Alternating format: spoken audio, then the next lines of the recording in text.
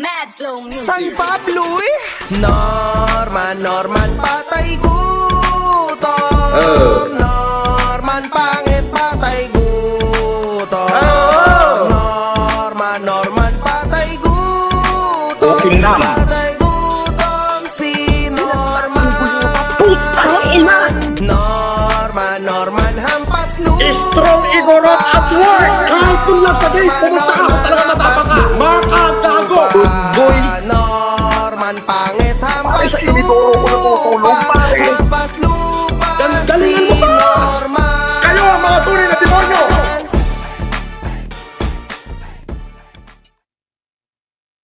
Okay, ito.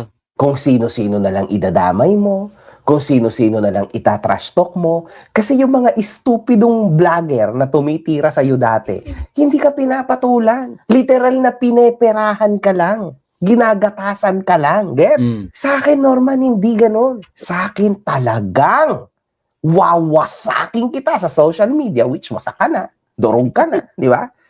Tapos, talagang patong-patong na kasong totoo. Kasi gagastusan din kita ng pera at gagastusan kita ng oras, Norman. Yun. Oh. Alam niyo, men, yun nga, yun yung pinagtataka ko. Nirereklamo nung vlogger na yon yung pagkakaso din dito kay MG. Pagkakaso ni MG kay Norman. Ikaw nga, wala ka nagawa eh. Ano ba nagawa mo? Sa totoo lang, kahit anong kwenta ko, kahit anong tingin ko talaga, nung pumutok yung, yung labanan nila, si Kuya Nasukir meron pa eh, manapay, meron pang nagawa eh.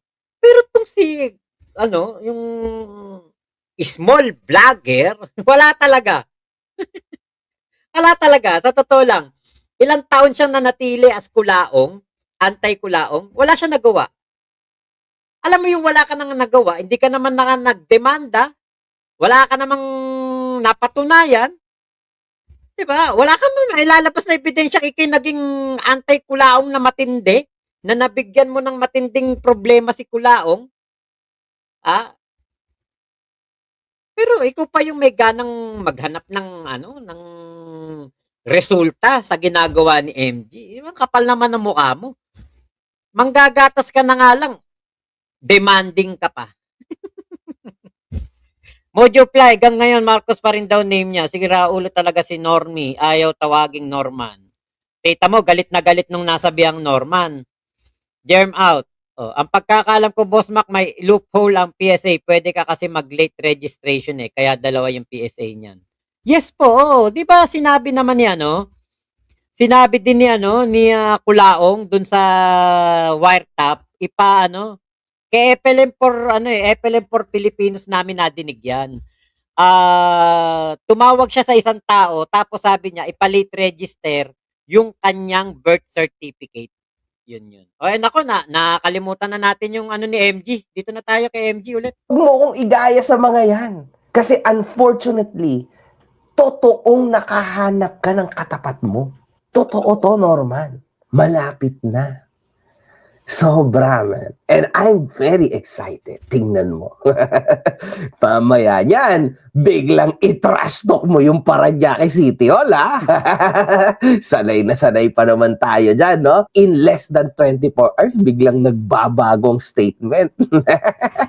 They're dead, chef. Boss, FLM, ano feeling na di abot 20 naniniwala sa kagaguhan mo? Ay, ako, 40,000 yung subscriber ko, original. 40,000 yan. Ang dami ko views eh. Sobra-sobra views ko. Every 48 hours, kalahating milyon ng views ko. Pakita ko sa'yo.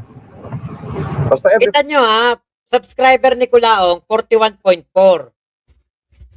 Pero alam nyo po ba, dati wala pang 1 month na pag 1 million namin si Kulaong. Walang 1 month. Hindi ko na matandaan, pero ang bilis talaga. Ang naalala ko parang wala pang 1 month. Bakit? Putya, ang dami namin vlogger noon. Nasa 50 yata kami. Small vlogger, political vlogger, mga charity vlogger, yung mga tumutulong, yung mga meron yun eh. Nakalimutan ko lang pangalan. Ah, malaki na yung subscriber niya nung nagko-comment siya kay Kulaong. Tapos, ano niya, parang sumagot din siya sa Mayaman Challenge. Tapos, nasya-shoutout pa kami. Magkasunod pa pangalan namin nun eh. Ano talaga yan? Talagang napabilis namin ng subscribe kay Kulaong kasi nagtulong-tulong kami. O, ako noon yata parang 50,000 ba nung nagsimula akong Kulaong? 50,000 ba? Parang 50K yata ako nagsimula kay Kulaong eh. Basta, mga ganun lang, hindi pa ako 100K subscriber. Nagsimula akong pro Kulaong, tapos, nung nagpandemya, doon pumutok ang subscriber ko. Kasi maganda yung topic noon eh, yung tungkol sa COVID. Si Digong, tinapik ko rin noon yan, yung mga pabunan, yung mga gamot daw sa COVID, yung pabunan. Ano pa ba mga topic ko noon? Basta yung mga lockdown na yan. Pag tinapik mo yan noon, ang daming nagko-comment. Ang daming nanonood. Kaya mabilis ang subscriber noon. Kita nyo ngayon si Kulaong. Since last year pa yan 41.4K pa din. Ibig sabihin, Kulaong, talagang kaming 14 vloggers at yung lahat ng vloggers noon na sumuporta sa'yo, yung first batch pa. Kasi karamihan ng 14 vloggers na dito na sa second batch na yun eh. Sa first batch noon, kami lang ni Tol Joric Pasimuno yata ang nauna eh. Si Macber, yan. Tapos itong iba pang mga vlogger, ano rin sila, nagkukulaong din sila noon, natulungan talaga si Kulaong na mapalaki yung channel. Pero ngayon, mahirap na po talaga magpalaki ng channel dito sa YouTube. Pero pag ikaw, kunwari, mag-TikTok ka, mag-Facebook ka, doon, mabilis. Pero dito talaga mahirap. Legit kasi dito sa Hindi katulad sa FB, nakakabili ng followers, nakakabili ng comment, nakakabili ng likes. Dito sa YouTube, gawin mo yon, ban ng channel mo. Hindi pwede dito yun. Etong si Kulaong, kapag na-detekto ng YouTube na meron tong trolls, yari yan. Bawal yun. Bawal yun dito sa YouTube. Hindi yun pwede rito. Mag-promote ka nga ng sugal dito, bawal eh. Kaya yan si Kulaong, katulad niyan, nagpapatrol siya. Siya ng mga likes. Nako, yari siya diyan. 'Di ba yung naalala ninyo, etong si Boss MG, pinutakte ng angry react yung kanyang FB. Yun, pwede yun sa FB. Mga ibang lahi pa ang magtotroll sa'yo. Pero dito sa YouTube, nako, kayang-kaya i-detect. Magaling ang Google sa ganyan. Kaya ikaw Kulaong, hirap na hirap kang magpalaki ng ng channel kasi wala ka ng 14 vloggers, walang vlogger na sumusuporta sa'yo. Meron ako isang nakita naririnig ko yung nagko-comment sa kanya, yung Martinez. Vlogger pala yun. Dumaan dito sa newsfeed ng aking YouTube. Nakita ko, putya vlogger pala yun. Pero wala, hindi siya malaking channel. Kaya, kumbaga, kung ang subscriber ni Kulaong, kumare ako, ipopromote ko si Kulaong, susuportahan ko, makukuha niya yung iba kong subscriber. Ganon. Pero itong kay Kulaong, wala. Siya mismo ang bubuhat sa sarili niyang channel. Mahihirapan talaga siya. Every 48 hours, hindi bumababa ng kalahating milyon ng views ko. Oo. Pakana mo na lang yan. Oo. Kasi umi-epal ka. Wow! 500,000 views? Kahit ata pagsama-samahin mo, Norman, lahat ng video mo o kalahati ng video mo, mukhang hindi ka aabot sa 500,000 views. Tapos gusto mo kada 2 hours, 500,000 views ka? O ayan, tingnan niya ho natin ang katotohanan, mga kahombre ko. Ayan, ayan ang mga views. Anong 500,000? Pompiangin kita dyan. Maliit lang Pilipinas. Pag nagkasalubong kami, promise. Bubunutin ko lahat ng balahibo sa ilong niyan, ipangunguya ako sa kanya. Wala ho. Sa 500,000 views, sa loob ng 2 araw, kahit nga sa loob ng 9 days, ang kanyang views sa YouTube. Eto ka!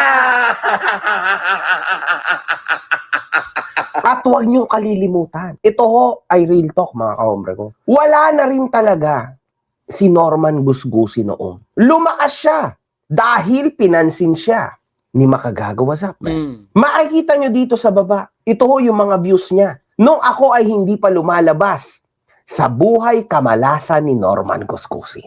Ang liliit ho ng views nitong hayop na ito, ano? Pero, nung ako ay sumagot sa kanyang kabalbalan, ayun, bigla hong tumaas ang mga views niya. Di ba? Tapos, yung mga panahon na yan, ayan na yung mga panahon na bigla siyang nagkaso sa Isabela. Bakit? Siyempre, easy lang yan. Asar talo ho yan. Akala niya naman matatakot ako di ba? Norman, wala ka talaga, man. Hindi ka talaga mananalo dito, Norman. Talagang wasak na wasak ka. Sa totoo lang, Norman, kung babalik tayo sa nakaraan. Sa tingin ko, mas nakabuti pa sana sa'yo kung tinanggap mo na lang yung aking hain sa'yo nung araw na yon. So, kung ikaw ay matapang, sabi mo, di ba? Sabi mo, babanatan mo ko. Game ako dyan, Mr. Francis Leo Marcos. Kung papayag ka. Gusto mo, gagawa ako ng event. So, ito ang aking hamon sa'yo, FLM. Sabi mo, matapang ka. Gusto mo, bugbugan tayo sa loob ng ring. Wala akong ensayo, antaba ko, look at me. Partida na may hika pa yan. Ha? Literal, magarap tayo sa ring. Suntukan tayo. Magdamag. Tingnan natin kung sino ang unang babagsak. Kasi nung mga umpisa, mga kahombre ko, hindi ko naman to totally 100% kilala, no? Ginawan ko siya ng documentary, pero wala akong totally idea, no? Kung sino ba itong tao na ito. Pero natutuwa ako. Nakaklose yung mind ko doon sa kanyang pagtulong. Yun lang. Pero idea about sa in-scam, ginento, ginanya, wala akong idea dyan, mga kahombre ko, no? Unfortunately, para sa'yo, Norman, habang tumatagal, no? Sa simulang content ko, biglang nagulat ako na, wow, ang dami nagme-message sa akin Kesyo naloko daw sila, kesyo ginento daw sila, kesyo ginenyan daw sila. Aba, nagulat ako, mga kahombre ko. Siyempre, I went deeper sa storya na to. So, na-realize ko, baka mamaya legit nga ito. So, nag-research ako. Even deeper again. Nakita namin na oo nga, dami pa hong lumabas na mga testimoniansa. So, alam mo, Norman, kung nung araw na pinuntahan kita doon sa labas ng village mo, which initially sabi mo, Bakit ka dyan sa ibang bahay pumunta? BF Homes ka pang nalalaman, pupunta ka pala, putang na. Putang na, sino ba taga dyan sa BF Homes? tapos biglang inamin mo din. Actually ho, nung sinugod ho ako sa bahay ni Makagago, eto sir, sa inyo ko lang sasabihin. Nasa akin na ho lahat ng pagkakataon para tunawin siya. Pero mas nangibabaw pa rin ho yung pagiging makatao ko. Hindi ko ho siya tinuluyan. Totoo po yan. Ngayon, ang pinalabas ko na lang, wala ako doon. Pero obvious ho, nandun ako. Actually, nasa akin ho lahat ng pagkakataon para igupo siya. Para dalain man lang sana. Pero naisip ko, may pamilya yan. Hindi tunay na hindi totoong yan, yung mabuting tao, maawain, hindi. Lalo pa kay Makagago, magiging ganyan siya, ganyang kabait. Iisipin niya may pamilya, hindi. Binababoy mo nga kulaong. Plastic yan. Naisip ko baka may anak din. Pero mas nangibabaw po sa akin yung pag-iisip ng tama. Actually, hindi ko na ho pinatulan yun. Ginawa ko na lang, sinabi ko, wala ako doon. Di ba dyan pa lang, napakasinungaling mo na naman? Di ba? Talagang sa 10 sinabi nito, 11 ho talaga ang mali, mga kahombre ko. Pero abante tayo. Kung dyan, Ayun. Ano yan? Plastic yan si Kulaong. Hindi yan ganun. Mag-isip na, kunwari, iisipin niya kapakanan ni Makagago. Gustong-gusto nga niyan, tirisin yan O Raymark Jabil. Last week, Mac, nakausap ko si Jaja. Maki-join sana sila sa live ng Kulaong Time. Kaso di ka nakapag-live that day. Invite ko din sila ngayon kaso busy at naka-live din sila sa FB. Okay po. Ate May Valdez, nagbigay ba naman 24 hours for public apology? Baliw na si Kulaong talaga. Ate May Valdez, pustahan tayo. Walang hihingi ng public apology sa kanya. Puta, tinakot mo. Cagayan State University. Ah, saan ka bang saan ka ba pinanganak na planeta? Gobyerno 'yun. Gobyerno nagpapatakbo niyan, State University. Kakalabanin mo? Kakasuhan mo? Bobo. Para siyang alam mo yung kung dati kumukuha siya ng bato, parang kanto, kuwari bato, ipupukpok sa ulo niya. Ngayon ang kinukuha niya na adobe, marmol. Okay, Ate Nelia Anclote. Good day, Boss Mac. Puro persona non grata na sa Pilipinas ang nadadalhin si Kulaong. Sa Mars planet na lang siya siguro. Pwede. Hmm. Okay. Nagugulat ako kapag nababanggit si persona. Hehe. Paranoia is real. Kaya yun nandyan, yung akin ding title The Paranoia of Norman Mangusin. Actually, meron ako isang part dyan. Ang title ko, The Paranoia Activity. Sa halip na paranormal activity naging paranoia activity. Salamat sa mga nag-subscribe. Thank you, Mac Pablo, BMB, family member po ako ni Nyolo. Ayun. Ayun, subscribe kayo kay kay Tol Nyolo Okay, sa cellphone na ako lilipat, sa taas na ako magkukulaong time. Ay, sige Ate May Alcantara. Dahan-dahan ka lang dyan. Baka magising sila kay mo. SM Vlog, kapakanan ng mga estudyante ang pinapangalagaan ng paaralan at karapatan ng school na bala ng mga estudyante. Sino siya para ipagtanggol ang mga ipatanggal ang mga namumuno ng isang state university? Feeling malakas nga po kasi yan. Ate Brigera Vlog, shout out. Okay, Dolly Babes. O, ba't na iba? Hindi pa ba makukulong yung kulaong na yan, Mac? Naku, matagal po ang proseso kasi. Naiinip na rin nga ako Alam nyo, kung pwede lang to si Kulaong, yung kukurt-kurtin na nail cutter. Naiinip na rin ako, pero alam niyo po, habang naiinip ako, nag-e-enjoy ako. Kasi nandyan kayo mga kakulaong time ko. Biruin nyo, 353 kayo. Kung ako na hindi ako nagkulaong time ngayon, 353, yung malungkot na. Yung malungkot dahil hindi daw ako nagkulaong time.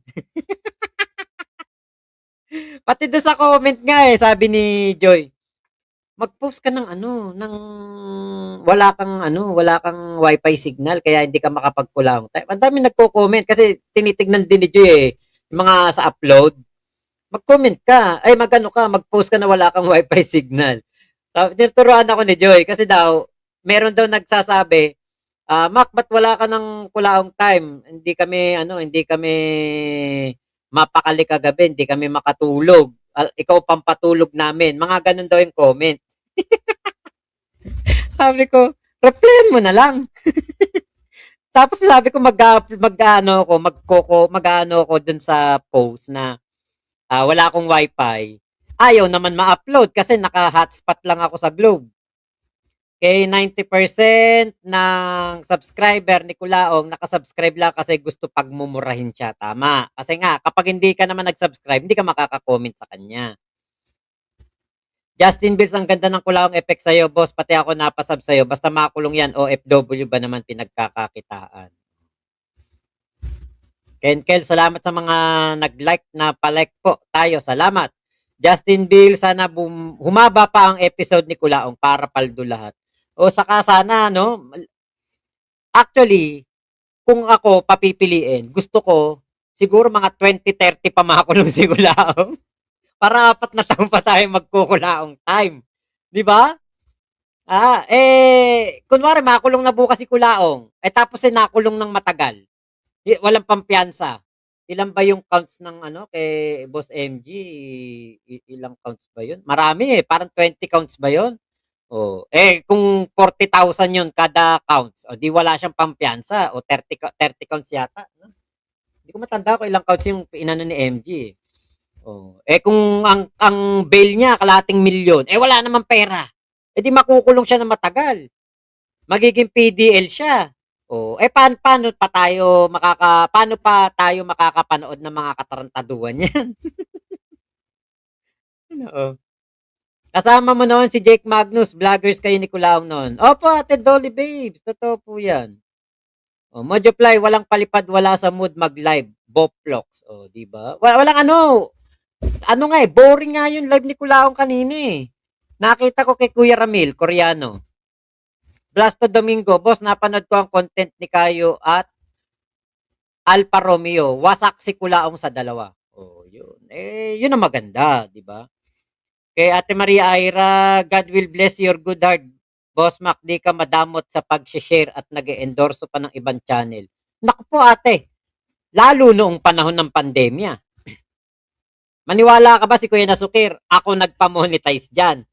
Kami nagpa-monetize dyan, nila Ate Mayet, nila Nanay Dalcris, nila Nanay Esther Abarca, sila, sila Tol Jake Magno, sila, ano pangalan nito, si